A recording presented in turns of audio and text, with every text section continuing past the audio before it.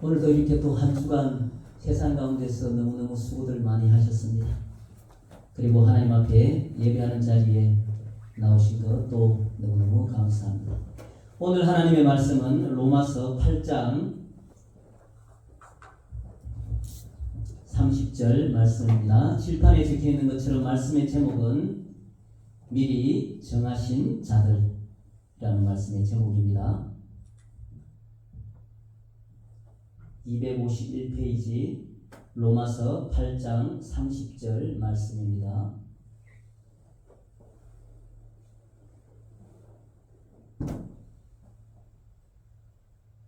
다같이 읽도록 하겠습니다. 또 미리 정하신 그들을 또한 부르시고 부르신 그들을 또한 의롭다 하시고 의롭다 하신 그들을 또한 영화롭게 하셨느니라. 한 번 더 같이 읽도록 하겠습니다. 또 미리 정하신 그들을 또한 부르시고 부르신 그들을 또한 의롭다 하시고 의롭다 하신 그들을 또한 영화롭게 하셨느니라. 아멘. 오늘 말씀처럼 하나님께서는 미리 정하신 사람들을 부르셨다, 이렇게 이제 말씀을 기록하고 있습니다. 이제 이 하나님께서 불렀을 때, 우리가 이제 엄마가 부르든 부모님이 누가 친구가 불렀을 때 거기에 대한 대답을 하잖아요.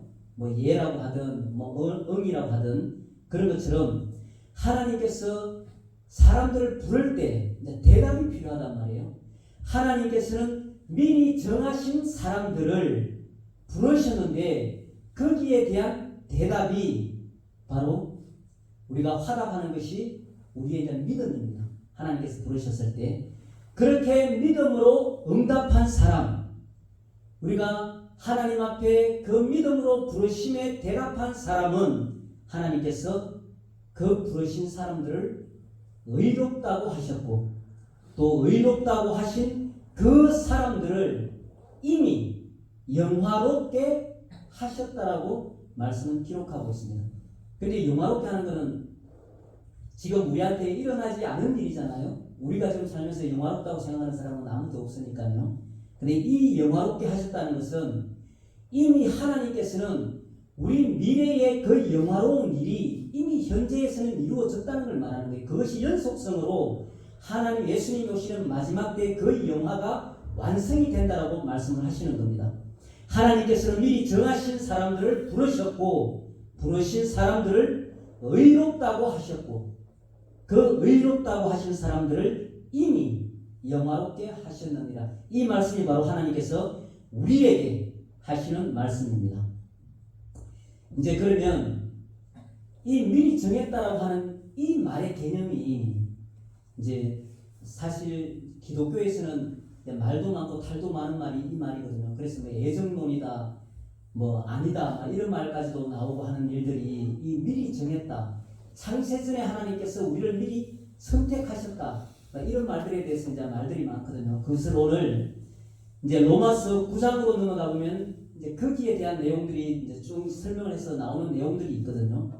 근데 우리가 이제 잘 알다시피 믿음의 조상이라고 하는 아브라함이 있습니다. 이제 이 아브라함이 이제 자식을 놓지 못하고 있었는데 하나님께서 이 아브라함에게 와가지고 네가 자식이 있을 것이다, 그 약속을 하셨단 말이에요.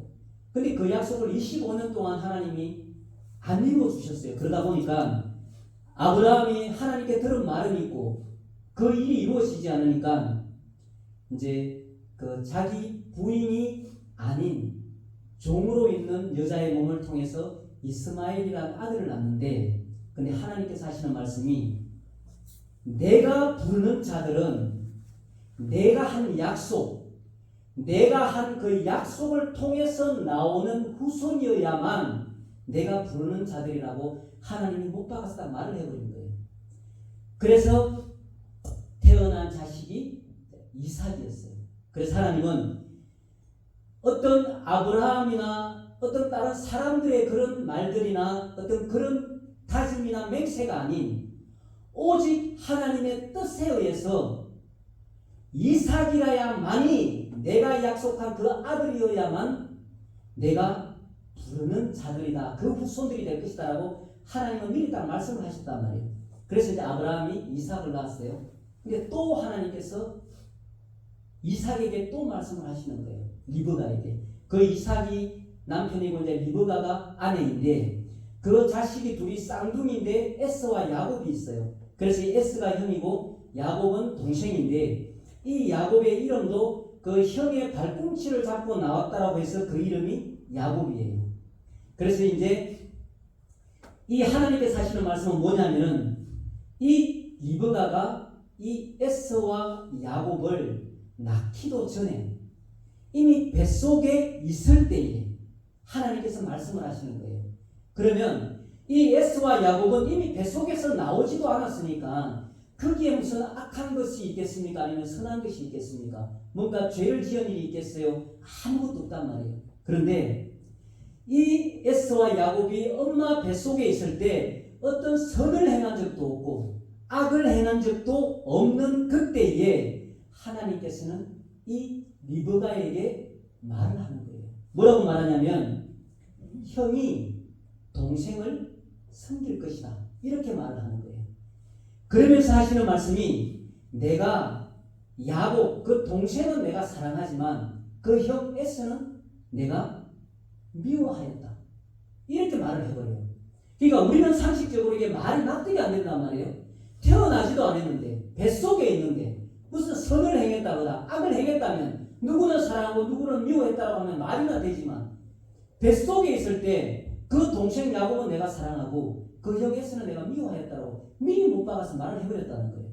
자, 그러면 우리가 이 일에 대해서 우리가 하나님께 이제 뭘 하고 말을 할 수 있겠냐는 겁니다. 그러면 과연 하나님은 공정하신 하나님이 아니네요. 하나님은 공평하지 못하시네요. 왜? 그 뱃속에 있는 아이가 무슨 선을 행했습니까? 무슨 악을 행했습니까? 왜 누구는 사랑하고 왜 누구는 미워합니까? 이렇게 얼마든지 우리 사람의 기준에서는 생각할 수 있고 말도 할 수 있다는 거예요.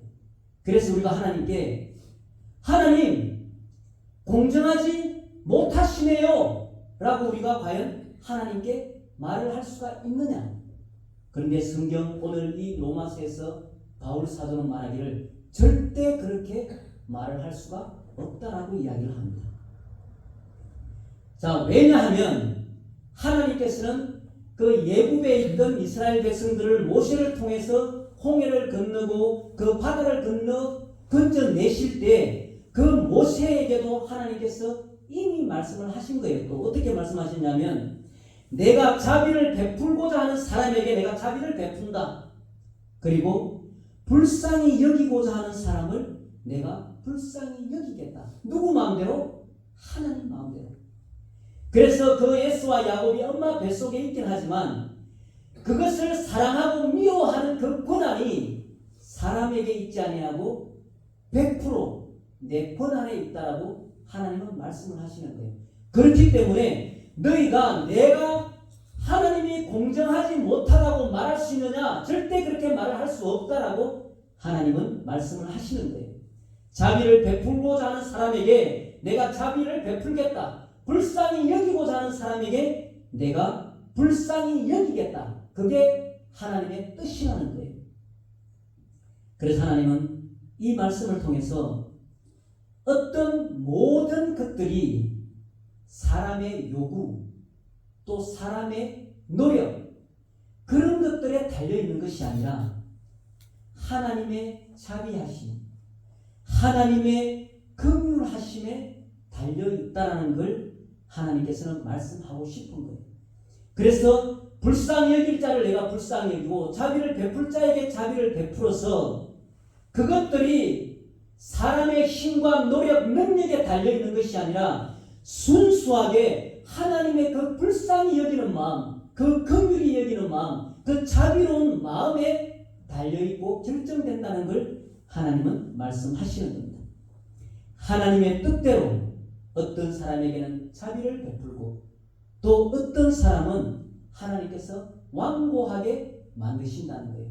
그것을 이 하나님이 그 애굽에서 나올 때 바로 왕에게 하신 이야기가 이 말씀이거든요. 내가 너를 바로 이집트의 왕으로 세운 것은 하나님의 그 놀라운 그 위대하심을 나타내기 위해서 내가 너를 세웠다. 그래서 하나님께서 또 그 바로의 마음을 완고하게 하셨다라고 성경에는 기록되어 있습니다. 자, 그러면 다시 한번 우리가 하나님 앞에 말씀해 볼 수 있는 거예요. 우리 입장에서는.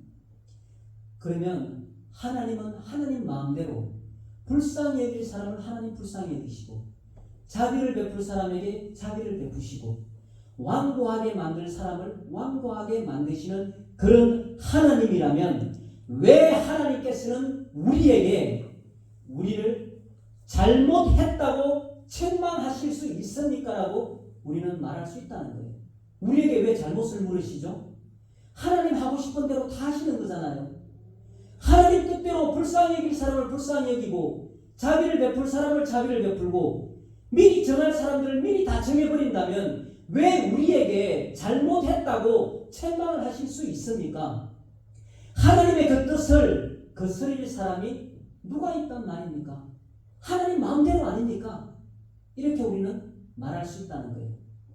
그런데 성경에서는 이 바울 사도는 이 질문에 대해서 어떻게 말을 하냐면, 사람이 무엇이기에 감히 하나님께 말대꾸를 한단 말이냐. 이게 바울 사도의 대답이에요. 우리 입장에서는 하나님 공평하지 못하네요. 하나님 마음대로 선택하시고 하나님 마음대로 하실 걸 다 하시면서 왜 우리한테 잘못했다고 하나님 이야기해요? 우리는 이렇게 말하지만 바울 사도는 말하기를, 네가 뭔데?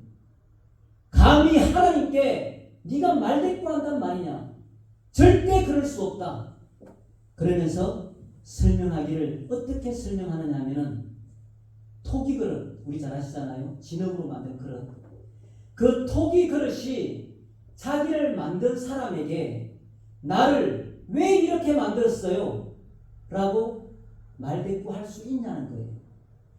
그 토기 그릇을 만드는 사람이 토기쟁이인데, 그 토기쟁이가 똑같은 지름을 가지고 어떤 그릇은 귀하게 쓸 것을 만들고, 또 어떤 그릇은 좀 천하게 그냥 가볍게 쓸 그릇을 만든다고 해서 그 그릇이 그 만든 사람을 향해서 뭐 말 한마디 할 수 있냐는 거예요. 이게 대답이거든요.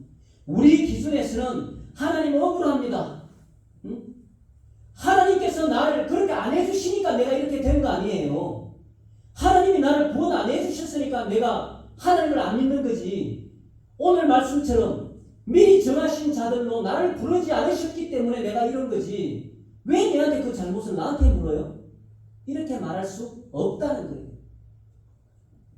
그 토기 그릇을 만드는 그 사람은 자기 마음대로 그 토기 그릇을 만들 수 있다는 거예요. 그 만든 토기 그릇이 마음에 안 들면 그냥 산산이 조각 내버리고 부셔버릴 수 있는 게 그 토기 그릇을 만드는 사람이라는 거예요. 바로 하나님이 바로 이 토기 그릇을 만드는 토기장이처럼 그 그릇을 마음대로 하실 수 있는 분이 하나님이시기 때문에, 네가 뭔데 하나님을 향해서 이렇다 저렇다 말대꾸할 그런 자격이나 능력이나 그런 권한이 너에게 있다고 생각하느냐? 절대 그럴 수 없다라고 말하는 것이 이 바울 사도가 하는 이야기입니다. 그러면서 이 바울 사도가 하나님의 입장에서 반대로 묻습니다. 어떻게 묻느냐면, 내가 노아의 방주 때처럼, 그리고 소돔 고모라가 멸망당했던 것처럼 그렇게 하나님의 진노를 내가 나타내서 하나님의 그 능력을 나는 이런 하나님이야 하고 사람들에게 다 알리기를 하나님은 원하신다는 거예요. 그 마음은. 그런데 멸망받기로 되어 있는 그 진노의 그릇들을 하나님은 인내로서 한없이 참아주신다는 거예요. 그러면 너희들은 어떻게 하겠느냐? 반대로 이렇게 묻는 거예요. 질문을. 그러면 여기서 말하는 그 멸망받기로 되어 있는 그 진노의 그릇들은 예수를 알지 못하고 하나님을 알지 못하고 미리 정하신 자들로 불러주시지 않은 모든 자의 그 인생이 다 멸망받기로 되어 있는 진노의 그릇들이다. 이 토기장이가 그릇을 만들었는데 이 그릇이 너무 마음에 안 들어요. 그래서 그 그릇들을 쫙 모아놓고 이 그릇들을 이제 내가 다 부셔버려야 되겠다, 새로 만들어야 되겠다라고 마음을 먹었다는 거예요. 그런데 하나님께서 그 그릇들을 부시지 않고 한없이 기다리고 참고 인내하신다는 거예요. 그런데 그 이유가 뭐냐 하면은 하나님께서 영광에 들어가도록 하나님께서 하나님의 그 풍성한 그 은혜, 그 풍성한 영광, 하나님의 긍휼, 그 자비, 불쌍히 여기는 그 마음을 그 부셔버릴 그릇들이 알기까지 참고 인내하셨다면 어떻게 할 거냐? 이렇게 반대로 질문하는 거예요. 자, 이 멸망받기로 되어 있는 이 진노의 그릇이라고 하는 건 우리 하나님께서 아담과 하와를 에덴 동산에서 창조를 하셨어요. 그러시면서 그 아름다운 동산을 만들어 놓고 하나님과 같이 그곳을 그리면서 영원한 생명으로 사는 그런 존재로 지음을 받았단 말이에요. 그러면서 하나님이 한 가지 부탁을 했습니다. 이 아담과 하와에게. 네가 동산에 있는 어떤 나무의 열매들은 네 마음대로 먹고 싶은 대로, 배고프든 배가 고프지 않든 마음대로 다 먹어도 돼. 그런데 잘 봐봐. 동산 중앙에 나무 하나가 있지. 저 나무는 선과 악을 알게 하는 나무야. 근데 저 나무에 있는 열매는 절대 따먹지 마. 내가 부탁할게. 그리고 만약에 네가 저 열매를 따먹게 된다면 너는 반드시 죽게 될 거야. 그렇게 하나님이 말씀하고 부탁했단 말이에요. 그래서 시간이 많이 흐르면서 그렇게 하나님과 에덴 동산에서 아담과 하와가 그리면서 하나님과 교제하면서 그렇게 아름다운 행복한 시간을 보냈단 말이에요. 그런데 그것을 지켜보고 있는 그 뱀, 그 사단이라고 하거든요. 하나님의 대적자 사단이 그 하와를 유혹합니다. 야, 하나님이 너 그 동산 중앙에 있는 그 선악을 알게 하는 나무 그거 왜 못 먹게 하지? 그러면서 말하기를 너 그거 있잖아, 하나님 너 못 먹게 했잖아. 그거 다른 거 아니야. 네가 그거 먹으면 너 하나님처럼 된다. 그래서 너 보고 못 먹게 하는 거야. 먹어도 돼. 그러면 네 눈이 밝아져서 하나님처럼 돼. 먹어봐. 그렇게 유혹을 한 거예요. 그러니까 그 하와가 그 사단의 속임에 넘어가서 그 열매를 따먹고 그 열매를 자기 남편 아담에게도 준 거예요. 그래서 이 내용을 로마서 5장에서는 이렇게 말씀하거든요. 한 사람, 그 아담, 한 사람으로 말미암아 죄가 세상에 들어오고 그 죄로 말미암아 사망이 들어왔다. 이렇게 설명을 하거든요. 그래서 모든 사람이 죄를 지었기 때문에 모든 사람이 그 사망에 이르게 되었다라고 성경은 설명하고 있습니다. 그 먹지 말아야 할 하나님이 부탁하고 금지한 그 열매를 먹고 범죄함으로 말미암아 우리에게는 모든 인류 인간들에게는 사망이 들어온 거예요. 이 사망은 우리 육신의 죽음도 사망이지만 그 육신의 죽음 이전에 하나님과의 관계가 단절되고 끊어지는 그 영적 사망 상태를 바로 사망이라고 하는데 그 사망이 하나님과 단절된 그 모든 영적 사망 상태를 여기서는 말씀을 하시는 거예요. 그 상황에 있는 모든 사람들은 어떤 사람들이냐? 좀 전에 제가 말씀드린 멸망받기로 되어 있는 진노의 그릇들이라는 거예요. 이 범죄함으로 말미암아 사람이 그럼 죄를 지었기 때문에 죄인이 되는 건가? 아니면 죄인이기 때문에 죄를 짓는 건가라고 했을 때 우리 하나님의 말씀으로 봤을 때는 우리가 태어나는 모든 사람들은 다 죄인으로 태어나고 죄인으로 태어났기 때문에 죄를 지을 수밖에 없는 그런 존재들이라는 거예요. 이런 존재들은 바로 멸망받기로 되어 있는 진노의 그릇들이라는 거예요. 하나님께서 모든 범죄한 죄인들이기 때문에 죄 덩어리이기 때문에 다 부셔버려야 할 그런 그릇들인데 하나님께서 하나님의 그 영광에 들어가도록 준비한 그 불쌍히 여기시고 긍휼히 여기심으로 말미암아 미리 정하셔서 부르시는 자들, 그 하나님의 풍성한 영광을 알게 하기 위해서 참고 기다리셨다라면 너희들은 어떻게 생각할 거냐? 그게 오늘 바울이 또 9장에서 연결해서 보면 하는 이야기가 이 이야기입니다. 그러면서 하시는 말씀이 하나님께서 부르신 그 자비의 그릇이 바로 우리라고 이야기하는 거예요. 그렇게 하나님이 그 진노의 그릇들을 다 부셔버리고 다 멸망시켜야 할 그 진노의 그릇들을 하나님이 긍휼히 여기시고 불쌍히 여기시는 그 마음으로 오래 참고 기다려서 오늘 우리가 말씀 8장 30절에 읽은 말씀처럼 부르신 사람들을 의롭다 하고 의롭다 하신 사람들을 영화롭게 하시는 그 하나님이 오래 참고 기다리심으로 우리를 미리 정하여 부르신 자기의 그릇들이 누구냐? 그게 바로 우리들이라는 거예요. 우리들. 그러니까 하나님 앞에 이 일이 얼마나 감사한 일인 줄 모르는 거예요. 이 세상에 살고 있는 모든 사람들이 아무리 많이 배운 사람들이든 아무리 많이 가진 사람들이든 세상에서 아무리 성공한 사람들이든 어떤 권세자들이라 하더라도 아담 한 사람으로 말미암아 모든 사람이 죄인 된 것처럼 모든 인류는 하나님 앞에 멸망받아야 할 그런 진노의 그릇들이라는 거예요. 그래서 하나님이 알지 못하고 살아가는 모든 사람들이 이 세상 가운데서는 얼마나 세상 것을 누리며 영광스럽게 사는 삶일지 모르지만 하나님의 마지막 심판날에는 반드시 멸망받아야 할 진노의 그릇들인데 그런 진노의 그릇들이었던 우리를 하나님께서 미리 정하시고 우리를 부르셨다는 거예요. 그래서 우리를 예수 그리스도의 십자가의 그 흘리신 피와 부활로 말미암아 우리를 의롭다고 하셨고 의롭다고 하신 사람들을 영화롭게 하셨느니라.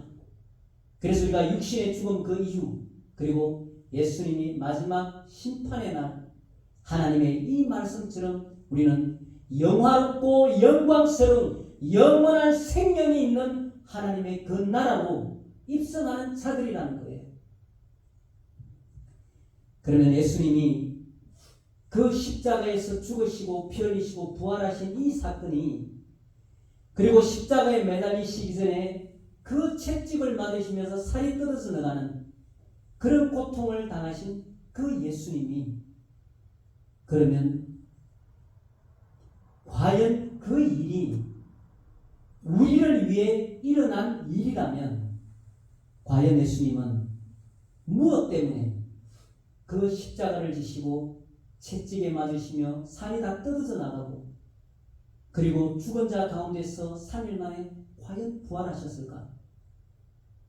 우리가 깊이 생각해 볼 필요가 있습니다. 과연 하나님께서 이 예수님을 통해 그 일을 겪게 하신 이유가 우리가 이 세상에 살면서 잘 먹고 잘 살게 하려고 과연 예수님이 그 일을 감당하셨을까? 우리가 세상에 살면서 성공하게 만들려고 예수님이 그 십자가의 그 고통을 감당하셨을까? 우리가 이 세상에 살면서 정말 부유하게 어떤 사람들보다 떵떵거리고 살게 만들려고 예수님이 그 고통을 감당하셨을까? 우리는 깊이 생각해 볼 필요가 있습니다. 예수님께서 십자가에 매달리시고 못 박혀 죽으시고 그리고 그 피 흘리심과 그 부활하심은 단 한 가지 이유예요. 오늘 이 로마서 8장 30절의 말씀처럼 그 미리 정하신 사람들을 부르시고 그 부른 사람들을 의롭게 하시려고, 그리고 의롭다고 하신 이 사람들을 영화롭게 하시기 위해서 예수님은 십자가에 못 박히고 그리고 부활하셨다는 거예요. 우리에게 영원한 생명을 주시기 위하여 예수님이 십자가에 못 박히셨지, 우리 눈에 보이는 세상의 것들을 위해서 못 박힌 일이 아니라는 거예요. 그런데 우리는 이 예수 그리스도 앞에, 이 하나님 앞에, 이 하나님의 영광 앞에 우리는 끊임없이 구합니다. 이 세상의 것들을 위해서. 또 한 번 생각해 보십시오. 과연 예수님이 이 세상에 있는 것들 중에 사라질 것들을 위해서 예수님이 십자가에 못 박히셨을까? 이 세상에서 우리가 죽으면 아무것도 가지고 가지 못하는데 그 아무것도 가지고 못할 것들을 위해서 과연 예수님이 십자가에 못 박히셨을까? 아무것도 가지 못하잖아요. 설령 예수님을 통해서 우리에게 정말 엄청난 권세를 줬다 하더라도 그 권세를 우리가 가지고 가지는 못하잖아요. 마지막 순간에. 근데 그런 것들을 위해 예수님은 절대 십자가에 못 박히지 않으셨다는 거예요. 예수님이 우리를 위해 십자가에 못 박히신 것은 우리를 의롭다고 하시고 우리를 영원한 생명인 그 영광스러운 영화롭게 하는 그 일 때문에 돌아가신 거지, 절대 이 세상에 사라져버릴 것들, 우리 눈앞에서 사라져버릴 것들, 그 소망들을 위해서 예수님은 십자가에 못 박히지 않으셨다는 거예요. 그러면 우리가 이 세상에 살 동안에 거지처럼 살아야 된다는 이야기냐? 다 망한 사람처럼 살아야 된다는 거냐? 성공하면 안 된다는 이야기냐? 권세를 가지면 안 된다는 이야기냐? 그걸 말씀하는 게 아닙니다. 하나님께서 우리에게 말씀하시는 것은 미리 정한 사람들을 부르시고 그 부른 사람들을 의롭다고 하셨고 의롭다고 하신 그 사람들을 영화롭게 하셨기 때문에 이것을 아는 자들은 그것이 사람으로 인하여 노력과 힘과 능력에 의하여 이루어지는 일이 아니라 하나님으로부터 출발하였고 하나님으로부터 그 불쌍히 여기고 자비롭고 긍휼한 그 마음으로부터 시작된 그 우리의 구원이 하나님에 의해서 이루어진 일이라는 것을 너희가 안다면 너희가 부해도 하나님의 그 영광을 위해 살 테고 너희들이 성공을 해도 너희가 하나님의 그 영광을 위하여 살 테고 너희가 어떤 권세를 가져도 너희는 하나님의 그 영광을 위하여 하나님의 그 자비와 긍휼과 불쌍히 여기신 그 마음을 알고 너희들은 살기 때문에 괜찮다라고 말하는 거예요. 그래서 우리가 예수를 믿는 그 목적이나 그 의도가 내가 세상에 속한 것들을 더 많이 가지고 더 부유해지고 더 성공하는 그 목적과 이유 때문에 예수를 믿는 것이 아니라 그것들은 그냥 곁다리처럼 딸려오는 이야기라는 거예요. 정말 우리가 예수님이 내 인생에서 절대 누릴 수 없었던 그 진노의 그릇들에 불과했는데 하나님의 그 불쌍히 여기는 마음 때문에 긍휼히 여기는 마음 때문에 내가 하나님의 그 자비의 그릇들이 되었구나. 그래서 그것을 우리가 정말 안다면 하나님 앞에 교만할 수도 없고 또 세상에 뭔가 이뤘다고 해서 내 힘과 내 능력으로 이걸 이뤄냈구나라고 말하지도 않을 테고 내가 아무리 부자로 살아도 이것은 내가 만든 부가 아니구나라는 것을 안다는 거예요. 그 사람들은. 그래서 하나님은 그 우리 구약에서도 말하지만 하나님 내가 너무 부해져서 내가 이것이 내 힘으로 이루어진 줄 알고 하나님 앞에 교만할까 내가 두렵습니다. 그리고 내가 너무 없어서 굶어 죽을 정도가 되면 내가 하나님을 또 원망하지 않겠습니까? 그러니까 나를 너무 가난하게도 하지 말고 또 나를 교만해질 수 있으니 너무 부자도 부하게 가시지 말고 그냥 일용할 양식으로 그냥 하나님 앞에 감사하며 살 수 있는 그 정도만이라도 내게 허락해 주십시오. 그게 우리 구약에 있는 믿음의 선조들의 고백이기도 합니다. 예수님이 언제 올지 몰라요. 그리고 우리는 또 언제 죽을지 모릅니다. 돌아가신 장례식장에 가보면 어느 누구나 하는 이야기가 그 이야기잖아요. 이분이 이렇게 돌아가실 줄은 생각도 못했다. 어제까지도 이야기를 나눴다. 어제까지도 건강했다. 그게 우리가 장례식장에 가서 나누는 이야기들이고 듣는 이야기들입니다.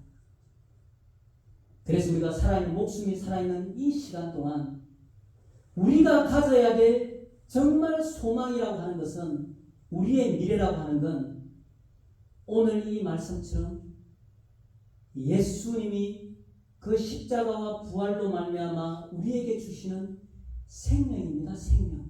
영원한 생명. 이것보다 더 가치 있는 게 없어요. 이 생명이 있고 난 후에야 우리 이 세상에 삶이 있는 거지. 이 예수의 생명이 없는 그 삶은 어떤 삶을 살아도 아무 소용없는 무가치한 삶이라는 게 우리 하나님의 말씀에서 끝없이 이야기하고 있는 내용입니다. 하나님께서는 미리 정하신 사람들을 부르셨고 그것이 바로 우리라는 거예요. 믿음의 사람들.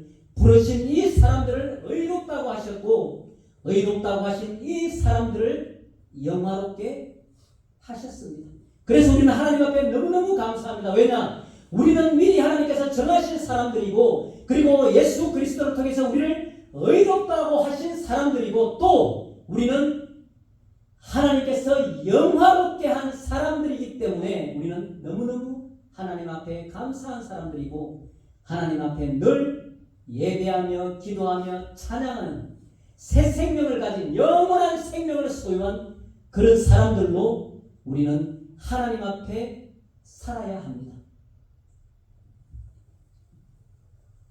우리 모든 성도들이 정말 우리의 믿음을 포기하지 않고 하나님의 이 긍휼함 앞에 늘 감사하며 정말 교만하지 않고 하나님의 그 말씀을 따라 순종하고 믿음이 있으면 반드시 순종이 있어야 되는 거예요.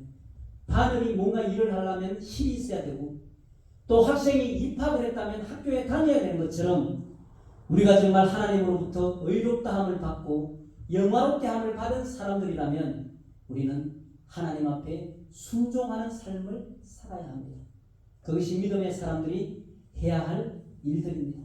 그래서 세상에 소망을 두지 않고 하나님의 그 영원한 하나님의 나라, 그 생명의 나라, 영원한 생명을 소망하며 끝까지 믿음으로 이겨내는 그런 믿음의 사람 다 되기를 예수님의 이름으로 축복합니다. 다 같이 기도하겠습니다.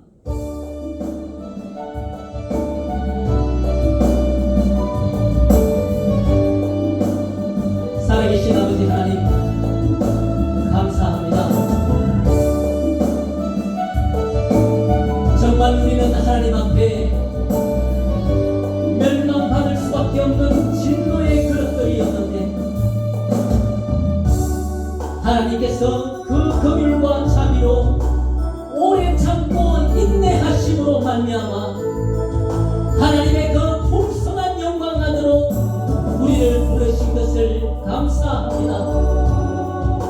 미리 정하셔서 우리를 부르시고 또 부르신 우리를 의롭다고 하시고 의롭다고 하신 우리를 영화롭게 하신 하나님 감사합니다. 우리가 인생을 살아갈 때에 정말 하나님의 그 긍휼을 하나님의 그 불쌍히 여기는 그 마음을 우리가 알게 하여 주시옵소서. 우리가 깨닫게 하여 주시옵소서. 하나님의 그 풍성하신 긍휼이 아니면 우리는 멸망받는 진노의 그릇들에 불과한데 하나님의 그 불쌍히 여기시는 그 마음 때문에 우리가 하나님 앞에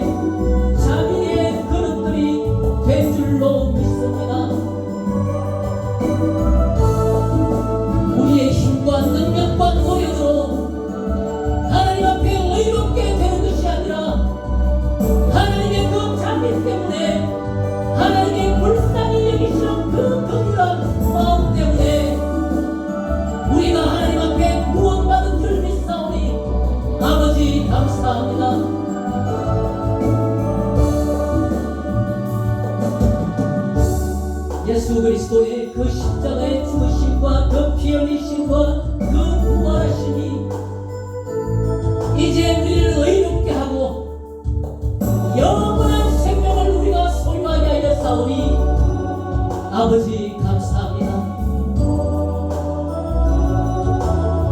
우리 하나님은 정말 살아계신 하나님이요 영원한 생명의 주인인 줄 믿사오니 아버지 우리가 눈에 보이는 것을 소망하지 아니하고 이 세상에 사라져 없어져 버리는 그런 것들에 대하여 소망을 두지 아니하고 하나님 우리에게 주시는 그 영광스러운 영원한 생명에 우리의 소망을 두고 사는 그런 인생들이 다 되게 하여 주시옵소서.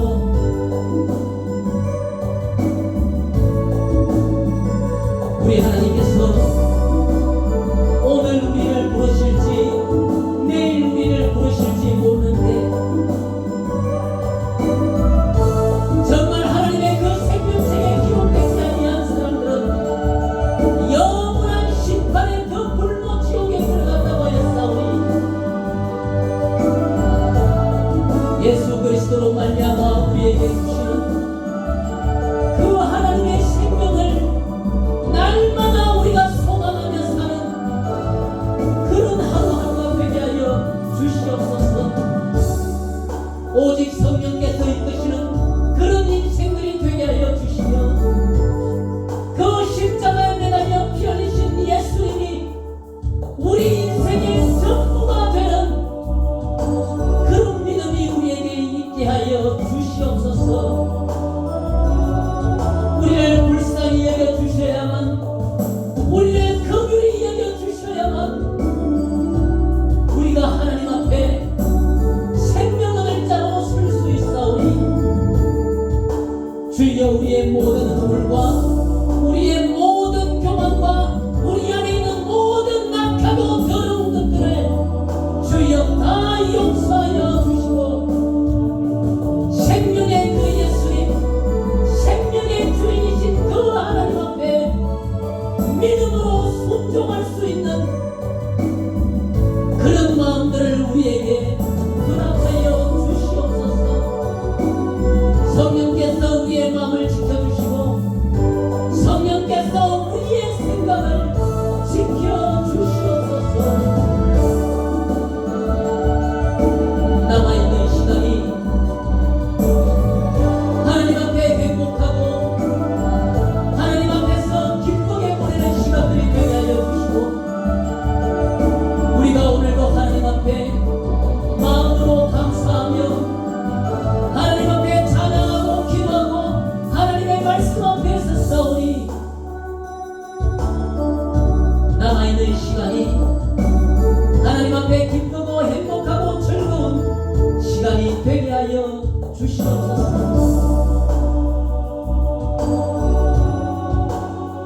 예수의 이름으로 감사하며 기도합니다. 아멘. 가는 길에서 나는 주님을 봅니다. 영광의 내 주님 나를 맞아주신